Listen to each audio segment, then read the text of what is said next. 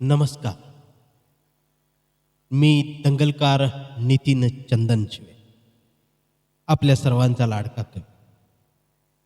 आज कविता घेऊन आलोय एका वेगळ्या विषयावरती. पळून गेलेल्या मुली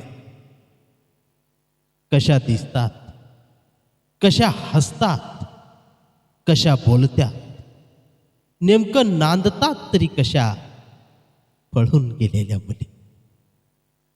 कुणीतरी म्हणतं मुलीचा जन्म डोक्याला ताप, कुणीतरी म्हणतं मुलीचा जन्म डोक्याला ताप, लोकांच्या नजरेत उतरतो बाप. पण तरीही बापाच्या काळजात घर करून असतात पळून गेलेल्या मुली. आईच्या डोळ्यात आसव होऊन दाटतात, घरातल्या प्रत्येक कोपऱ्यात आठवणी होऊन साठतात. त्या तिथं नसल्या तरीही असतात पळून गेलेल्या मुली.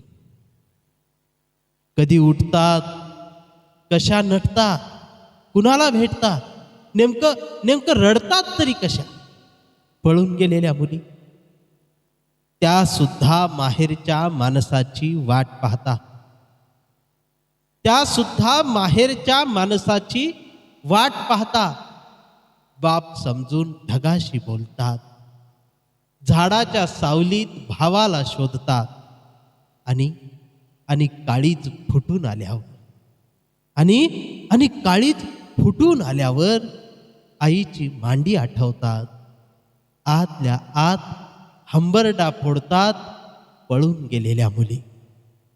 त्या पहिल्यासारखं रुसत असतील का माहीत नाही, पण रुसवा काढणारा बाप मात्र आठवत असतील पळून गेलेल्या मुली.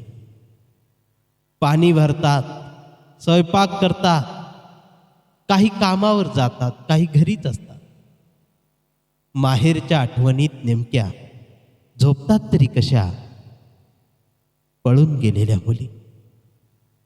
त्यांना भिंत तोडता आली नाही म्हणून त्या ओलांडून गेल्या. पण खरंच त्या चुकल्या की आपण चुकलो? अंधार झालेल्या व्यवस्थेत मात्र आपण रक्ताच्या गोड नात्याला मुकलो. त्या पहाटेपासून रात्रीपर्यंत, उठल्यापासून झोपेपर्यंत आपलं माहेर आठवत असतात पळून गेलेल्या मुली. छोड दे यार बकवास बात, जाती धर्माने केला प्रेमाचा घात. द्या दणका उचला हात, लावा उजेडाच्या ज्योती, फोडून टाका या भिंती. डोळ्यात दाटलेल्या पाण्याला, काळजातल्या लेकीच्या गाण्याला आता वाट मोकळी करून द्या. डोंगरासारखे हात पसरून उभे राहा, विजेसारखं कडकडून पोरीला आवाज द्या. त्या धावत येतील, रांगत येतील, माझं माहेर माझा बाप असं जगाला सांगत येतील. मिठीमध्ये विरघळून जातील, तुडुंब भरलेल्या डोळ्यातून नदीसारख्या वाहतील. शेवटी आपल्याच रक्ताच्या असतात नाही का पळून गेलेल्या. धन्यवाद.